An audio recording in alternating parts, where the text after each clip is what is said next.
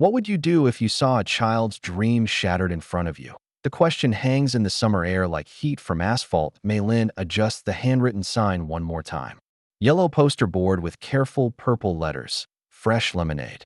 50 cents. The ice cubes clink against the glass pitcher. Sweet and sour mixing in perfect harmony. As she's 7, her pigtails bounce as she arranged the paper cups in perfect rows. The card table wobbles slightly on the uneven sidewalk outside the community center. But it's hers. Her first business venture, as she calls it, mimicking words she heard on television. The morning sun catches the pitcher, casting golden light across her face. She practices her sales pitch to the empty street. Fresh lemonade, made with real lemons.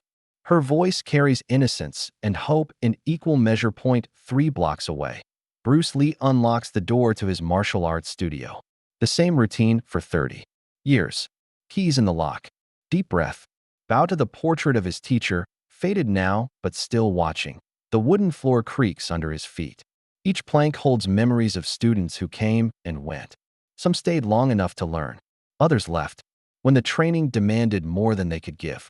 The mirror wall reflects his movements as he begins his morning forms. Slow, deliberate, each gesture carrying the weight of tradition. He's preparing for the morning class when the first sounds reach him. Shouting. Not the kind from his studio, where discipline shapes voice into power. This is different. Cruel. Mocking, Lee walks to the window and sees the lemonade stand. The little girl with pigtails, and 3 teenagers circling her like wolves around a lamb. 50 cents? For this garbage. The tallest one, maybe 16, lifts the pitcher.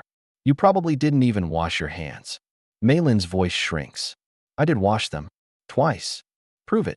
The teenager pours the lemonade into the street. Every drop. Yellow liquid spreads across the asphalt like spilled sunshine. The cups follow. White circles scattered like fallen memories. Stay out of this, kid. You don't belong here. The words echo from Bruce Lee's childhood. Different street. Different bullies. Same cruelty. The girl's face crumples, but she doesn't cry. Not yet. Where's your permit, kid? You can't sell stuff without a permit. The leader grins. His teeth are too white. Too perfect. The smile of someone who's never been hit back. Wrong. Bruce Lee's fist tightens around the doorframe. The rule violates everything his master taught him. But this isn't a noble battle. This is 3 against 1. A child. The teenager raises his boot above the glass pitcher. Bruce Lee moves 1 step. 2. His feet barely touch the ground.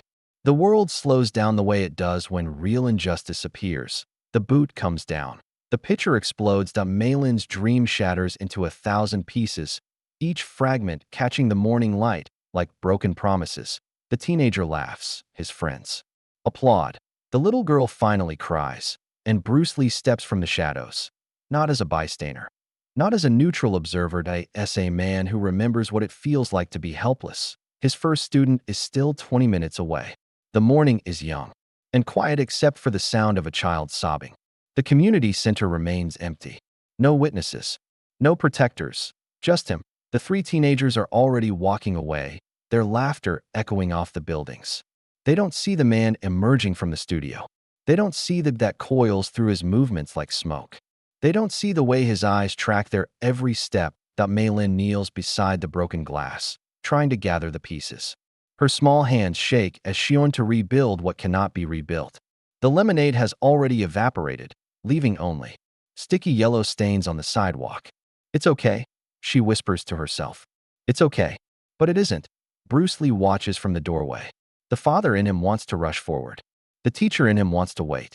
The student in him asks what his master would do. The answer comes with the sound of breaking glass. Not from the street, from memory. A different child. A different time. The same helplessness. The same rage. But now he's not the one holding the broken pieces. Now he's the one who can act. The 3 teenagers round the corner, their voices fading into the morning air. They're already forgetting. Already moving on to their next target.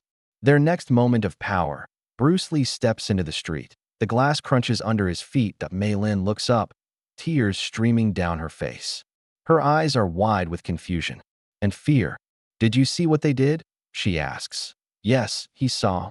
And now they're going to see what happens when someone sees back. What would you do? The question is about to be answered. With 1 strike. The broken glass tells a story. Each fragment holds light differently. Some sharp as accusations, others smooth as tears. Maylin's small hands hover over the pieces, afraid to touch what remains of her dream. Bruce Lee moves closer. His shadow falls across the wreckage. The child looks up, squinting against the morning sun. Her face is streaked with tears, but her eyes hold something else: determination. "I can fix this," she whispers. The words hit him like a punch to the chest. How many times had he said those same words? How many times had others told him it was impossible? "What's your name?" he asks. "Maylin." "That's a beautiful name." "It means beautiful jade." She wipes her nose with the back of her hand. "My grandma told me that. She said jade is strong because it bends without breaking." Bruce Lee crouches beside her. Up close, he can see the determination in her eyes. Not the kind that comes from anger. The kind that comes from something deeper. "Where is your grandmother now?" "She died last year. But she left me something." Maylin reaches into her pocket and pulls out a small wooden box. The wood is worn smooth by countless hands. Intricate carvings cover its surface, dragons and phoenixes dancing in eternal circles. She said it was very old. From China. From her grandmother's grandmother. Bruce Lee's breath catches that he knows this box. Not this exact one, but its style. The craftsmanship. The significance. "May I?" he asks. Maylin nods and places the box in his hands.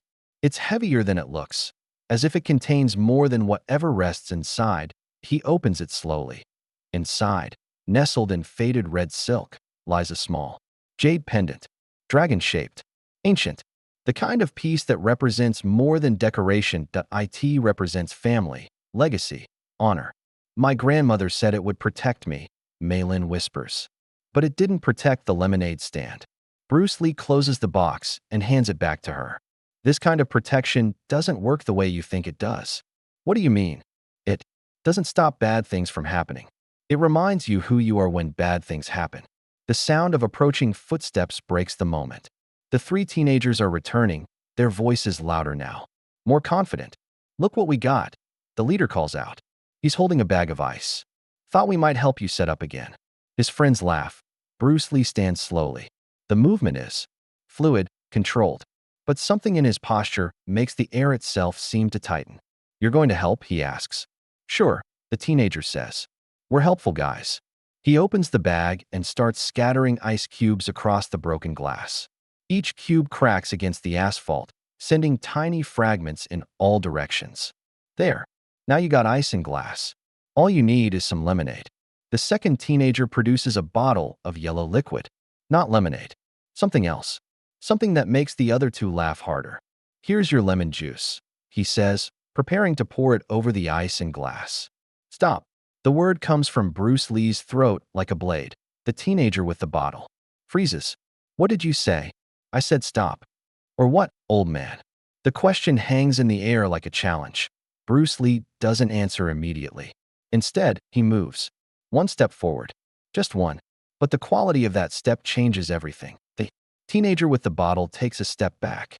"You going to make me?" the leader asks. But his voice has lost some of its confidence. "I'm going to ask you once more. Walk away. And if we don't." Bruce Lee's eyes find the wooden box in Maylin's hands. The jade pendant inside. The legacy it represents. "Then you'll learn why some things are sacred." The three teenagers exchange glances. They're still smiling, but the smiles have changed. Less certain. More nervous. "Come on," the leader says. "There's 3 of us. I can count." The second teenager sets down the bottle. "Maybe we should go." "No," the leader snaps. "We're not backing down from some old Chinese guy." The words hit the air like slaps. Chinese.as if that explains everything. As if that makes it simple. Bruce Lee has heard those words before. In different contexts. From different mouths. Always with the same undertone. Other, foreign, less. "You're right," he says quietly. "I am Chinese." "Do you know what that means?" The teenager shrugs. "That you're not from here. It means my ancestors understood something about respect. About protecting what matters. About the difference between strength and cruelty." He takes another step forward. They understood that. Some lines cannot be crossed. The third teenager, who has been silent until now, tugs on his friend's sleeve. "Come on, man. Let's just go." But the leader is committed now. His pride is on the line. His reputation among his friends. You want to do something about it, old man? Go ahead. Try. Bruce Lee looks at Mei Lin. She's clutching the wooden box against her chest, her eyes wide, with fear and fascination. Close your eyes, he tells her gently. Why? Because some lessons are too violent for children to see. The teenager with the bottle laughs. You're going to teach us a lesson? You're like 60 years old. I'm 57. Same thing. Bruce Lee nods slowly. You're right. At 57, I've had time to learn the difference between justice and revenge, between necessary force and unnecessary cruelty. He pauses. You're about to learn the same lesson. The morning sun climbs higher, casting longer shadows across the broken glass. Somewhere in the distance, a car door slams. Normal life continuing while something extraordinary builds in the space between them. The wooden box in Mei Lin's hands catches the light. Ancient jade touching modern cruelty. The collision is about to begin. The silence stretches like a held breath. Three teenagers. One man. One little girl clutching a wooden box like a shield. The leader rocks back on his heels, the way young men do when they're about to prove something. His friends flank him, but their body language has changed. The game doesn't feel as fun anymore. You know what I think, the leader says, his voice trying to reclaim its swagger. I think you're all talk. Bruce Lee doesn't respond. He's watching, reading, the way a master reads an opponent before the first strike. The teenager with the bottle sets it down on the curb. Maybe we should just leave them alone. No, the leader's voice sharpens. We're not running from some old man and a little girl with a broken lemonade stand. He kicks at the scattered ice cubes. They skitter across the asphalt like dice. You know what? I don't think you even know how to fight.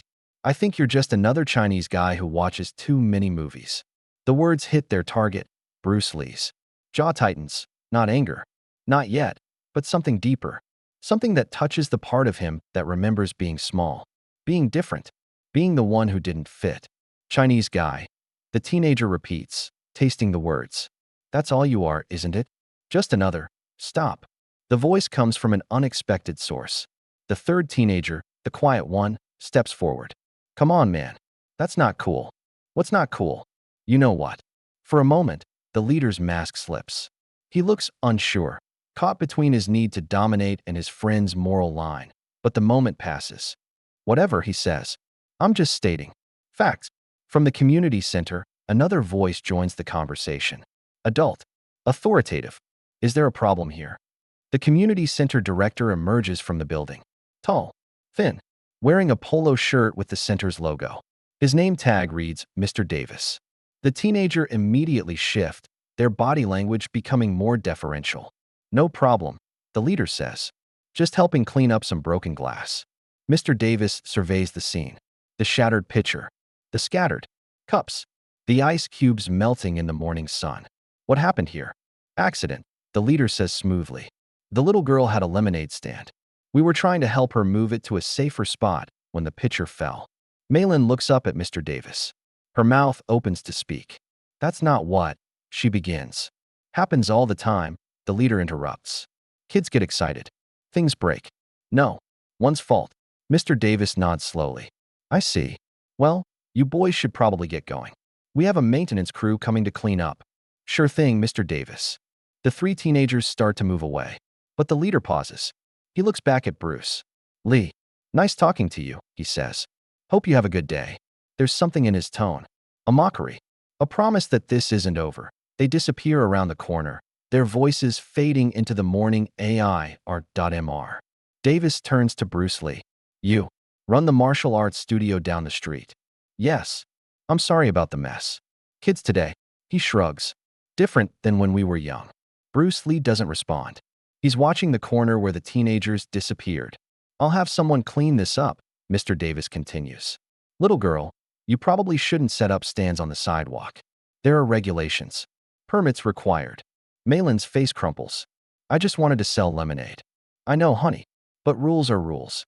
Mr. Davis heads back into the building, leaving Bruce Lee and Mei Lin alone with the broken glass. Why didn't you tell him what really happened? Bruce. Lee asks. Mei Lin shrugs. Adults don't always listen.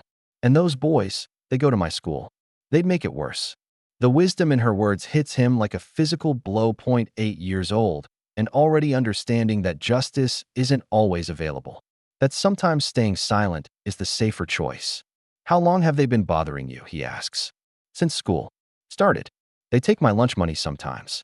Push me in the halls. Call me names. What kind of names? She looks down at the wooden box in her hands. Chinese names. Like it's something bad. Bruce Lee kneels beside her. What did your grandmother tell you about being Chinese? She said we were dragon people. That we came from a long line of warriors and artists. That we were beautiful and strong and brave. She was right. Then why do they make it sound like a bad thing? The question hangs between them like a bridge.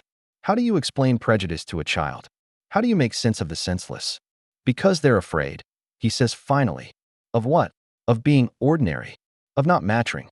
So they try to make others feel small so they can feel big. Maylin nods slowly.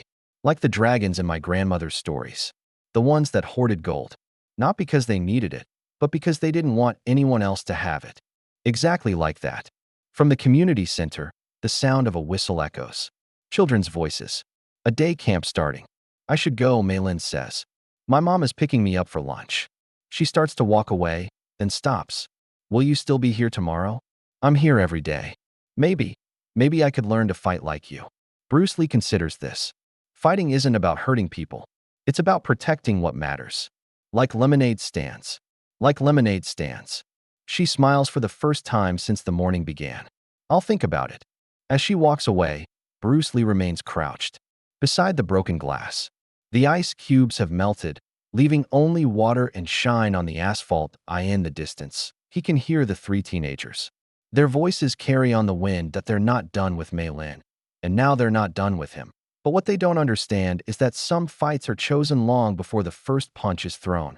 Some fights are chosen by the kind of person you decide to be. The broken glass catches the light one more time. Tomorrow will be different. Tomorrow, the dragon wakes up. The broken glass dreams in his mind. Bruce Lee sweeps his studio floor with the same rhythm he's used for 30 years. Back and forth. Meditative. But tonight the motion brings no peace. 2 weeks have passed since the lemonade stand. 2 weeks of watching. The three teenagers return every day. Different locations. Different ways to torment the same small girl. Yesterday, they accidentally knocked her backpack into a puddle. The day before, they surrounded her at the bus stop, making her late for school. This morning, they followed her to the library, making loud comments about Chinese girls who think they're smart. Each time, Bruce Lee watched from his window. Each time, he made the same choice. Wait. Think. Consider the consequences. Be the master, not the student. But mastery has a price. The price is watching a child's light dim one day at a time. The studio door opens with a soft chime. His 3 o'clock student cancels via text. The 4 o'clock student is stuck in traffic. The 5 o'clock student is sick. Excuses. Modern life creeping into ancient practice. Bruce Lee sets down his broom and walks to the window. The street is empty except for a city maintenance truck and a woman walking her DOG sign of May-Lin, the NO sign of the three teenagers. Just silence. The kind of silence that makes you wonder if you're the only one who cares. His phone buzzes. A text from an unknown number. Master Lee? This is Susan Chun, Maylin's mother. Could we talk? The message includes an address. A coffee shop 6 blocks away. Bruce Lee locks his studio and walks through the late afternoon heat. The coffee shop is nearly empty. A few college students hunched over laptops. A businessman reading a newspaper. In the corner booth, a woman in her 30s sits alone. She has Maylin's eyes, the same determined set to her jaw. Mrs. Chun. She looks up, and he sees the worry etched into her features. Thank you for coming. He slides into the booth across from her. Is Maylin okay? No. The word comes out like a confession. She's not sleeping. She won't eat. She keeps asking to be homeschooled. What did she tell you? Nothing. That's the problem. She won't tell me anything. But I know something is wrong. Susan Chin wraps her hands around her coffee cup as if it might provide warmth against a deeper cold. The school says she's been isolated lately, avoiding group activities, eating lunch alone. Bruce Lee nods. I may have seen some of what's happening. You have. He tells her about the lemonade stand, the three teenagers, the broken glass. The pattern of harassment he's witnessed since that Susan's face hardens with each detail. Why didn't you do something? The question he's been asking himself for 2 weeks. Because I wanted to be sure. Because I wanted to handle it properly. Because I didn't want to make things worse. Worse? How could it be worse? Because sometimes when adults get involved, the bullies become more careful, more cruel. Honor doesn't stop fists. No, but it determines what you do with your fists. Susan leans forward. I don't need philosophy. I need solutions. My daughter is being tormented, and you're talking about honor. Your daughter's grandmother left her something, a jade pendant. Do you know the story behind it? Susan's expression changes. My mother never told me much about it, just that it was old. Important. Jade is formed under pressure. Extreme pressure. It becomes stronger not despite the pressure, but because of it. More philosophy. More truth. Bruce Lee pauses. What if I told you that the bullies are just the beginning? That the real enemy is the system that allows them to operate? What do you mean? The community center director. The school officials. The adults who see what's happening and choose to look the other way. Susan's eyes narrow. You think the adults are in on it? I think the adults are avoiding it. Which is the same thing. She pulls out her phone and shows him a photo. Maylin, at her 8th birthday party, smiling wide, holding a piece of cake. The same determined eyes, but filled with joy instead of fear. This was 3 months ago. Look at her. Bruce Lee looks. The difference is heartbreaking. I want my daughter back. Then, we need to do this properly. Not just the fighting. The whole system. How? By giving her the tools to fight back. Not just with her fists. With her voice. With her pride. With the knowledge that she comes from warriors. Susan stares at him for a long moment. You really think you can help her? I think she can help herself. But she needs to be reminded who she is. Who she comes from. And if those boys won't listen, Bruce Lee's expression hardens. Then they'll learn the same lesson their ancestors learned about underestimating the dragon. Susan nods slowly. When do we start? Tomorrow. But first, there's something you need to understand. What? When we wake the dragon, there's no going back to sleep. The coffee shop grows quiet around them. Outside, the sun sets on another day of silence. But silence has its own weight. And that weight is about to shift. The jade pendant catches the light like a trapped star. Bruce Lee holds it carefully, examining the intricate carving. The dragon's eyes seem to follow his movements, as if the stone itself holds memory. Where did you really get this? He asks. Susan Chin sits across from him in his studio, watching her daughter practice forms in the corner. Maylin's movements are clumsy but determined, each gesture carrying the weight of someone learning to reclaim their space. I told you, my mother left it to her. But where did your mother get it? From her grandmother. In China. Before the war. Bruce Lee nods slowly. Which war? World War II. She came to America in 1942. Married my grandfather. Never talked much about what she left behind. The master turns the pendant over in his palm. On the back, worn almost smooth by time, are Chinese characters. So faded they're barely visible. Can you read them? Susan asks. Some of them. This one means protector. This one means family. What about the third one? Bruce Lee squints. At the worn stone. I'm not sure, but I think it's a name. Whose name? I don't know, but I know someone who might. He walks to his desk and opens a drawer. Inside, wrapped in silk, is a photograph. Black and white, cracked with age. This is my master. The man who taught me everything I know about martial arts. About honor. About the way of the dragon. Susan takes the photograph. The man in the picture is young, maybe 25. He's wearing traditional Chinese clothing and holding a wooden staff. But it's his eyes that draw attention. They hold the same quality as the jade pendant. Ancient. Watchful. He looks familiar, Susan says. He should. He was famous once. Before the war. Before he came to America. What was his name? Master Lu Wei. He taught many students in China. Some famous. Some not. But all carried the same symbol. Bruce Lee points to the photograph. Around the master's neck, barely visible, is a small pendant, dragon-shaped, the same design as the one in Maylin's wooden box. You think this is the same? I think they're from the same source. The same school. The same family. Across the room, Maylin practices her blocks. Her small arms move with increasing confidence, each repetition building on the last. Family, Susan repeats. What kind of family? The kind that protects other families. The kind that stands up when others look away. Bruce Lee returns to his desk and pulls out a wooden box. Similar to Mei Lin's, but larger. Newer. When he opens it, the interior is lined with red silk. Nested inside are 3 jade pendants, each carved with different animals. My master gave these to his most advanced students. Before he died. Before. He passed on the responsibility. What responsibility? To continue the tradition. To protect those who cannot protect themselves. Susan looks at the pendants.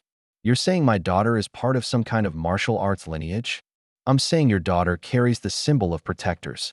And whether she knows it or not, she's connected to something bigger than herself. The studio door opens with a soft chime. Mrs. Chun from the grocery store enters, followed by an elderly man with a walking stick. I'm sorry to interrupt, she says. But Mr. Zhang wanted to meet the little girl with the jade pendant. The elderly man steps forward. His face is weathered, but his eyes are sharp. When he sees the pendant in Bruce Lee's hands, his expression changes. Where did you get this? He asks in accented English. It belongs to my daughter, Susan says. May I see it? Bruce Lee hands him the pendant. The old man examines it carefully, running his fingers over the carved surface. This is from Master Lu's first school, in Shanghai, before the war. How do you know? Because I was there. I was one of his students. The room falls silent. Even Mei Lin stops her practice to listen. You knew Master Lu? Bruce Lee asks. I studied under him for 6 years. Before the Japanese came. Before everything changed.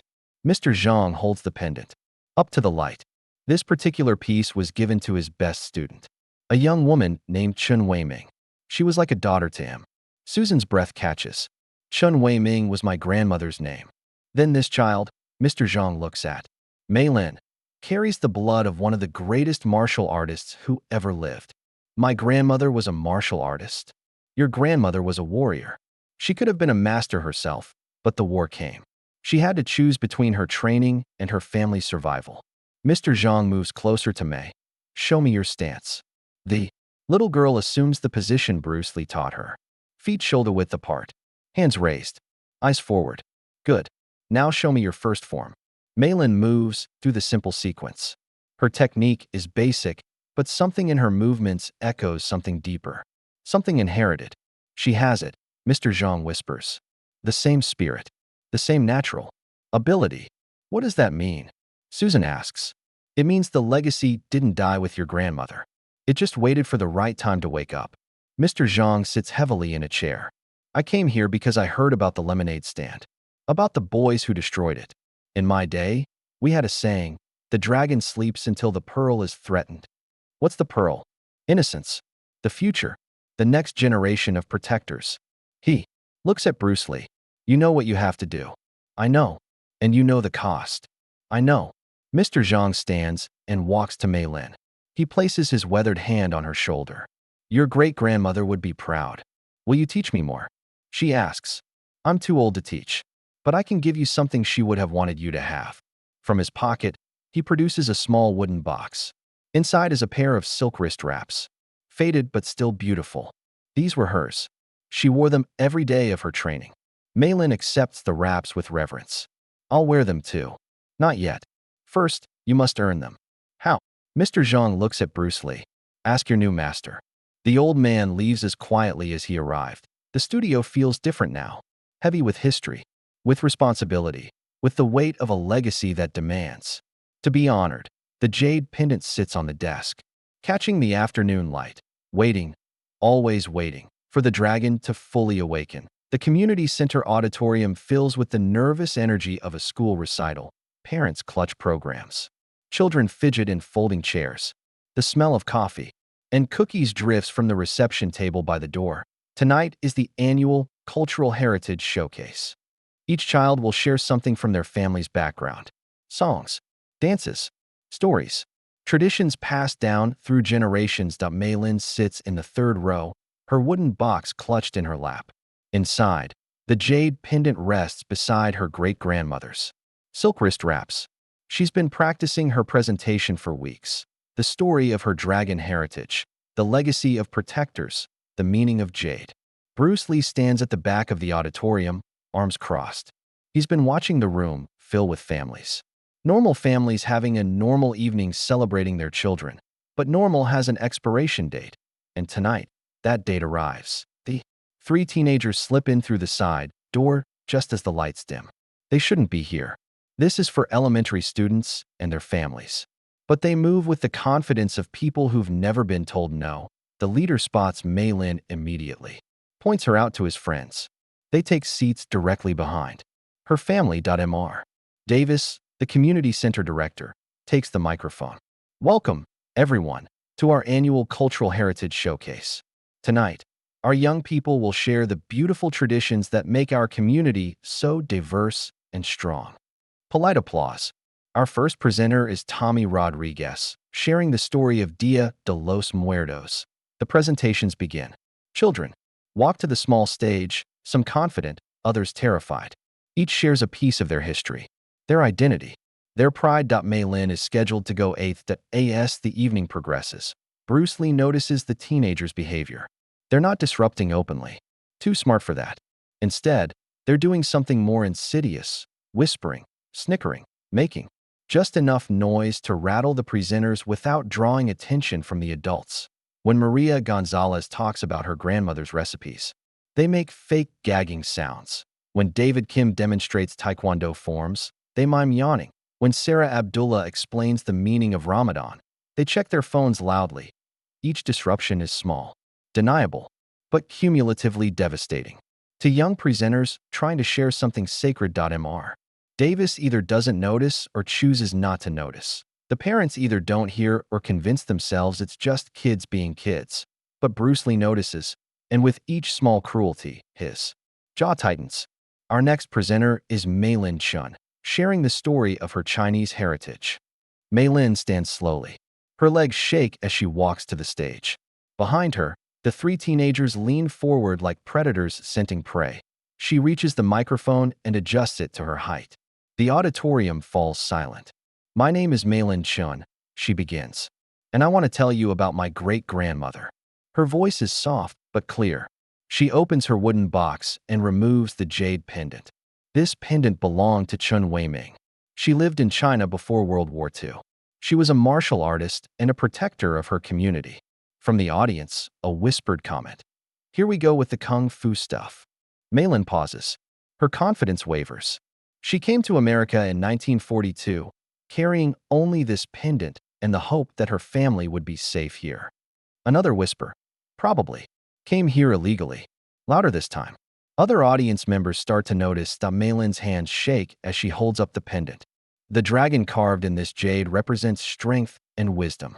It represents standing up for what's right. Dragons aren't real, comes a stage whisper from the teenagers section. Mr. Davis looks toward the disruption but doesn't act. Several parents turn to look, but no one says anything. Mei Lin continues, her voice growing smaller. My great-grandmother taught my grandmother that we are dragon people, that we protect those who cannot protect themselves. Then why didn't she protect China from getting bombed? The comment cuts through the auditorium like a blade. Now everyone hears it. Now everyone looks. But still, no adult acts. Mei Lin freezes on stage. The pendant trembles in her small hands. 8 years old and facing the same choice every victim faces: fight back or submit. That's not. She starts to say. What? Not true. Your people couldn't even protect their own country. The leader of the three is no longer whispering. He's speaking at normal volume, his voice carrying the casual cruelty of someone who's never faced consequences. Maybe dragons are just losers who tell stories about being strong. Mei Lin's face crumples. The pendant slips from her fingers and falls to the stage floor with a sharp crack. The sound echoes through the silent auditorium. She drops to her knees, trying to gather the pieces. The jade hasn't broken, but the sound suggests it might have. Her presentation forgotten. Her pride shattered. Looks like the dragon lost her treasure. The teenager continues. Maybe she should go back to China where dragons belong. Now the auditorium erupts, parents demanding quiet, other children crying. Mr. Davis finally moving toward the teenagers section, but it's too late. The damage is done. Mei Lin remains on her knees, clutching the pendant, tears streaming down her face. Her moment of pride transformed into public humiliation. Bruce Lee moves, not toward the teenagers, Not toward Mr. Davis, toward the stage. His footsteps echo in the sudden hush. Every eye in the auditorium follows his progress. He climbs the 3 steps to the stage and kneels beside Mei Lin. Is it broken? He asks quietly. She looks up at him through her tears. I don't think so. But everyone heard what they said. Everyone did hear. He helps her to her feet, takes the microphone. His voice fills the auditorium. My name is Bruce Lee. I run the martial arts studio down the street. And I want to finish Mei Lin's story. The 3 teenagers start to stand, preparing to leave. Sit down, Bruce Lee says without looking at them. Something in his voice makes them freeze. The story isn't over. He looks out at the auditorium full of parents and children, at the adults who watched a child be tormented and did nothing. Mei Lin's great-grandmother was indeed a protector. She studied under Master Lu Wei in Shanghai. She could have been a master herself. His voice gained strength, but she gave up her training to save her family from war. She chose love over legacy, sacrifice over self. The auditorium is completely silent now. Tonight, you've seen what happens when protectors are absent, when good people choose to look away. Bruce Lee's eyes find the 3 teenagers. You've seen what happens when the dragon sleeps. He pauses. Now you're going to see what happens when it wakes up. The auditorium holds its breath. Bruce Lee stands on the stage, the microphone in one hand, Mei Lin's small fingers gripping his other. Below them, 200 faces wait for what comes next. The 3 teenagers shift uncomfortably in their seats. The leader's bravado is cracking. His friends look toward the exits, but Bruce Lee's voice holds them in place. Chun Wei-ming, he continues, Mei Lin's great-grandmother, was known for one particular technique. It was called the Dragon's Justice. One strike. Precise. Final. He sets down the microphone and helps Mei Lin to center stage. Would you like to show them what your great-grandmother taught your family? Mei Lin wipes her tears and nods. Bruce Lee removes the jade pendant from her trembling hands and places it around her neck. The ancient stone rests against her small chest, catching the stage lights. Show them your stance. Mei Lin assumes the position they've practiced. Feet shoulder-width apart, hands raised. But now something is different. The pendant seems to ground her, center her. Now show them your spirit.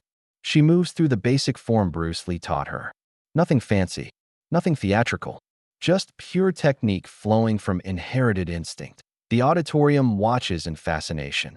But the 3 teenagers are no longer watching Mei Lin.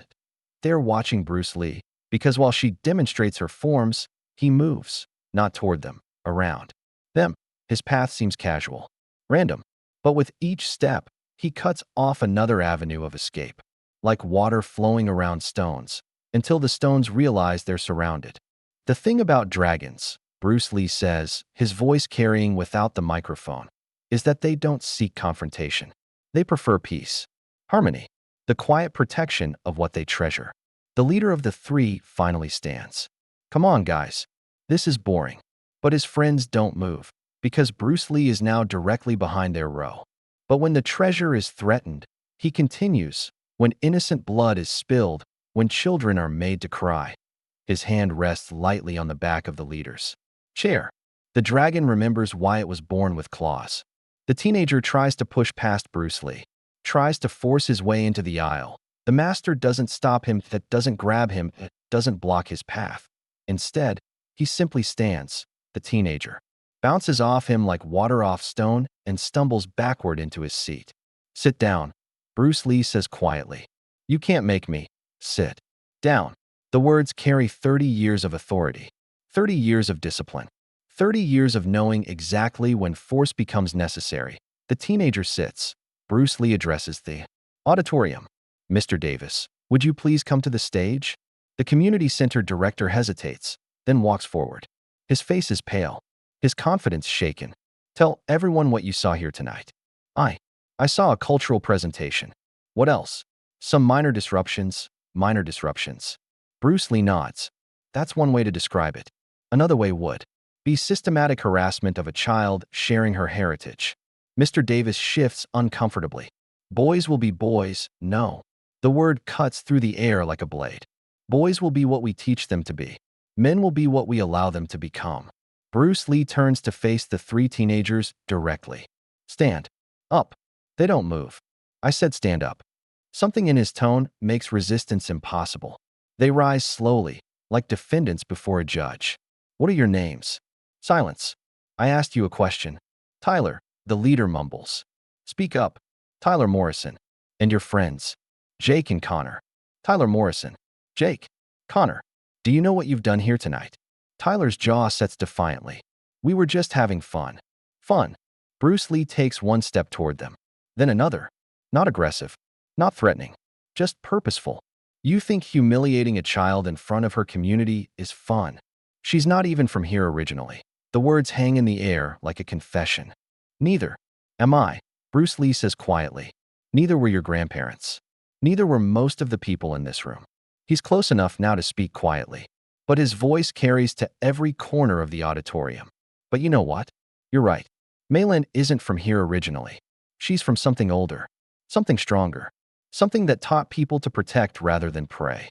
Tyler tries to step back, finds himself pressed against his chair. You want to know what I learned from her great-grandmother's tradition? Not really. I learned that there are two kinds of strength. The kind that builds, and the kind that destroys. Bruce Lee's hand moves. Not fast, not dramatic, almost gentle. His palm touches Tyler's chest, just above the heart. The lightest possible. Contact. Tyler tries to push the hand away. Can't. Tries to step backward. Can't. The touch feels like being held by gravity itself. The kind that destroys, Bruce Lee continues, is what you've been practicing. Taking power from someone smaller, someone different, someone who can't fight back.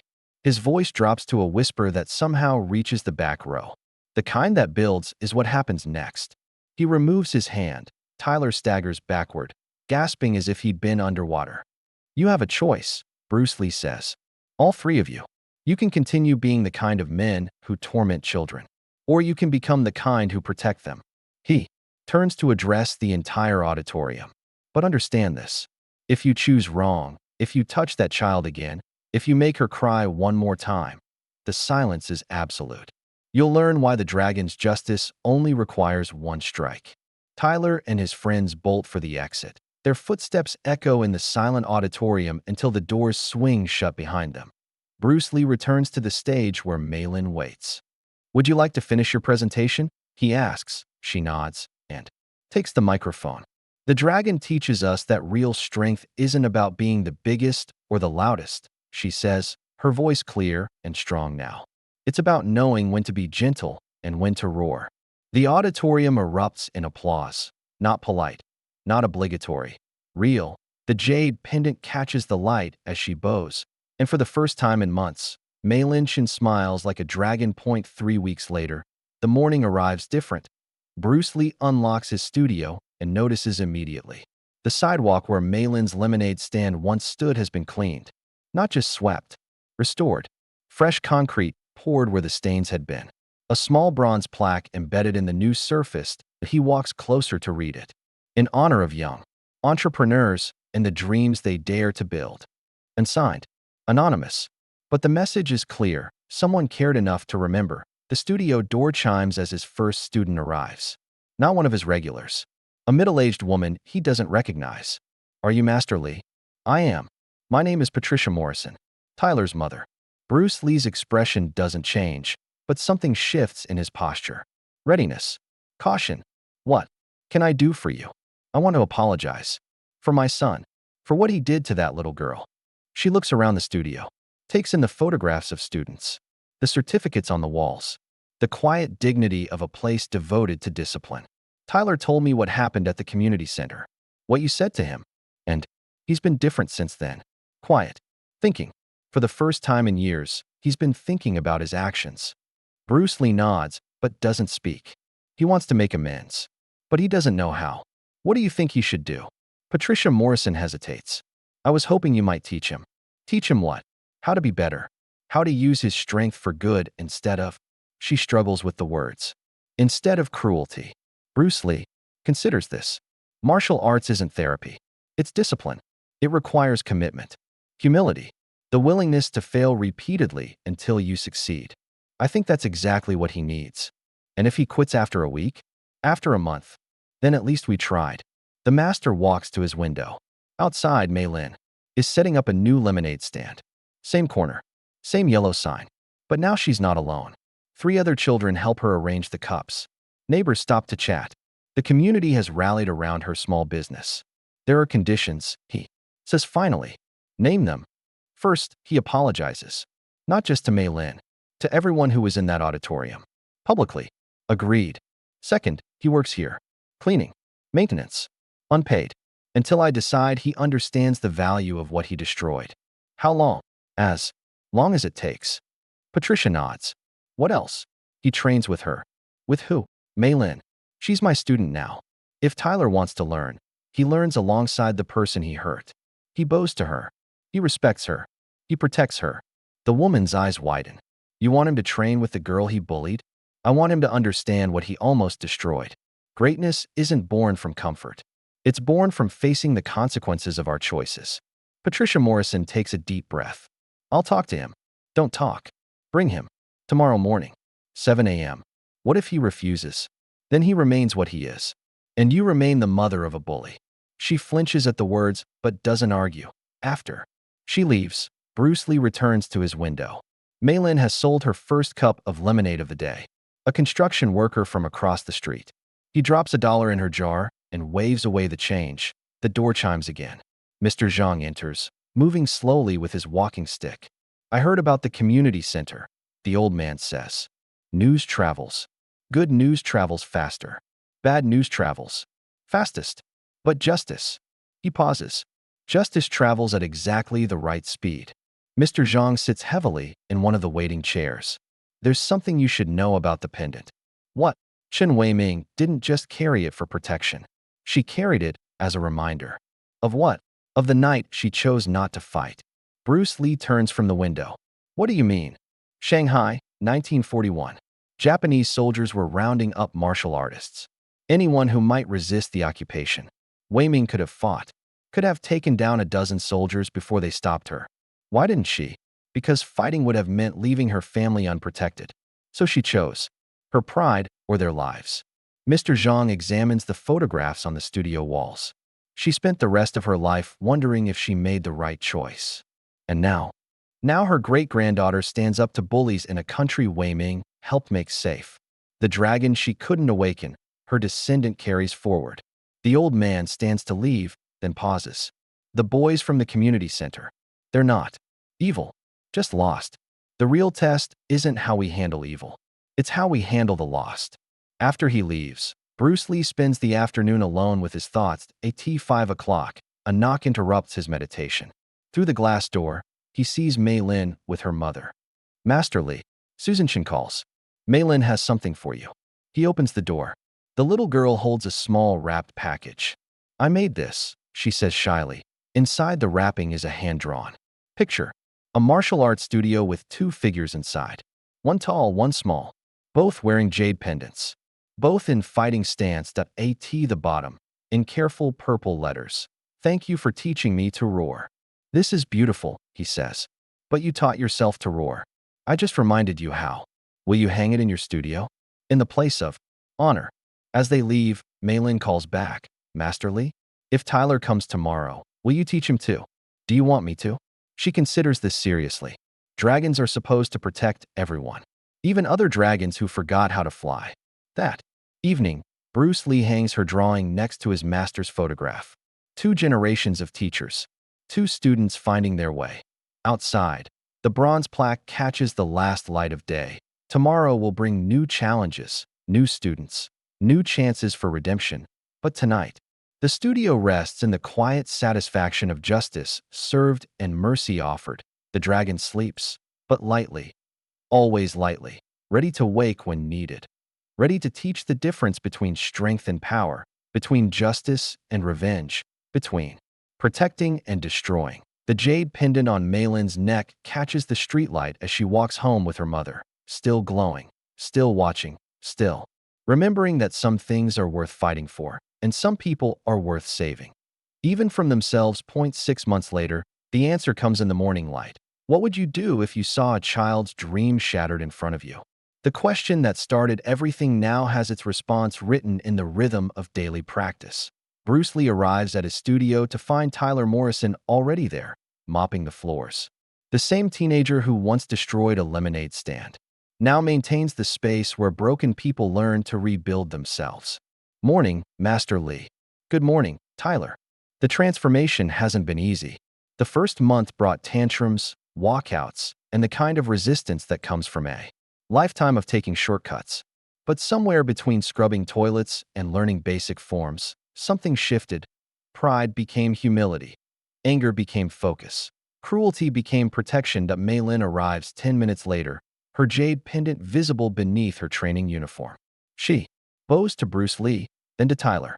The same respect she shows everyone, earned through months of proving that strength and grace can coexist.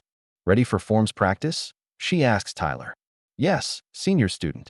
The words would have been impossible 6 months ago. A 17-year-old calling an 8-year-old his senior.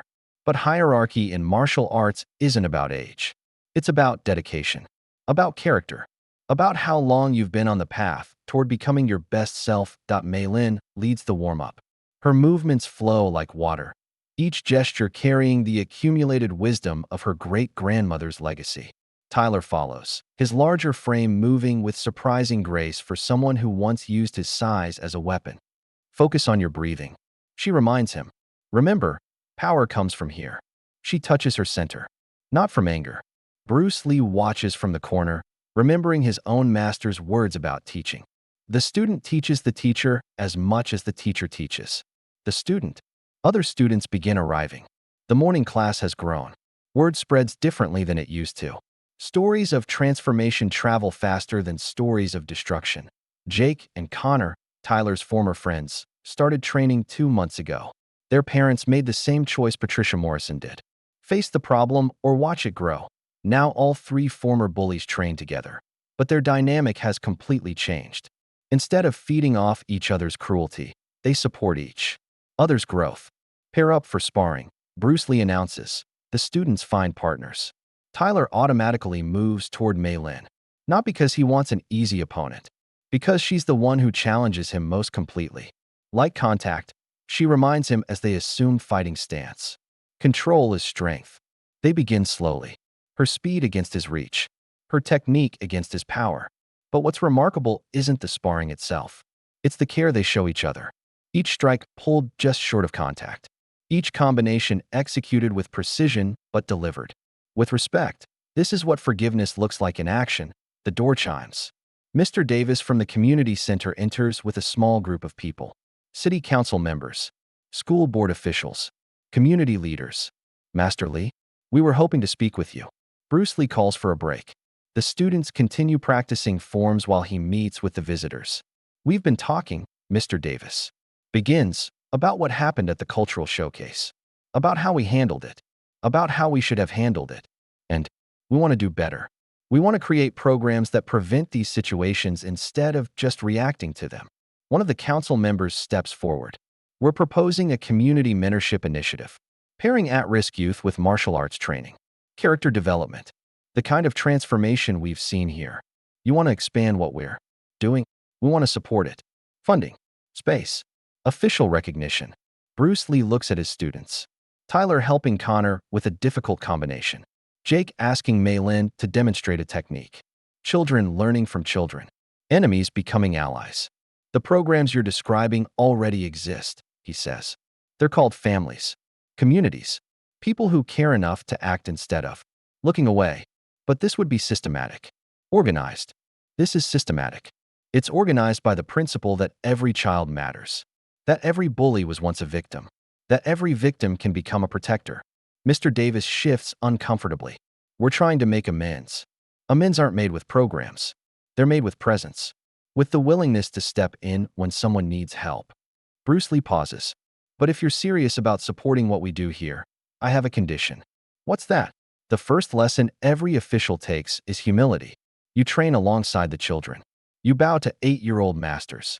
You learn that authority comes from service, not position. The city council members exchange glances. When do we start? One of them asks. Before we continue, comment where you're watching from. After the officials leave, the studio returns to its normal rhythm. Forms practice, meditation, the quiet satisfaction of progress measured in small daily improvements. As the morning class ends, Mei Lin approaches Bruce Lee. Master, I have something to show you. She leads him outside to the corner where her lemonade stand once stood. Next to the bronze plaque, someone has installed a small display case. Inside, protected behind glass, is a handwritten sign. Fresh lemonade. 50 cent, the same sign that was destroyed 6 months ago. But now it's preserved, honored, transformed from trash into treasure. The mayor's office did this, Mei Lin explains. They said it represents the entrepreneurial spirit of the community. Bruce Lee smiles. What do you think it represents? Dreams that don't break, even when people try to break them. And what did you learn from having your dream broken? Mei Lin touches her jade pendant. That broken things can be fixed. That some people break things because they're broken themselves. And that dragons don't just protect treasure. They help other dragons remember how to fly. She looks back at the studio, where Tyler is teaching Jake a technique Mei Lin showed him yesterday.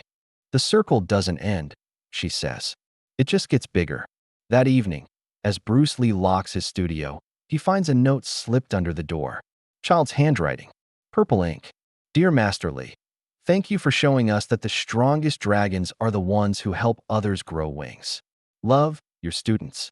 He folds the note carefully and places it in his wallet, next to the photograph of his own master. The question that began this story finally has its complete answer. What would you do if you saw a child's dream shattered in front of you? You remember that dragons don't just breathe fire. They also kindle hope, and hope, once kindled, spreads like wildfire, lighting up the darkness. One heart at a time. If this story moved you, like, share, and subscribe.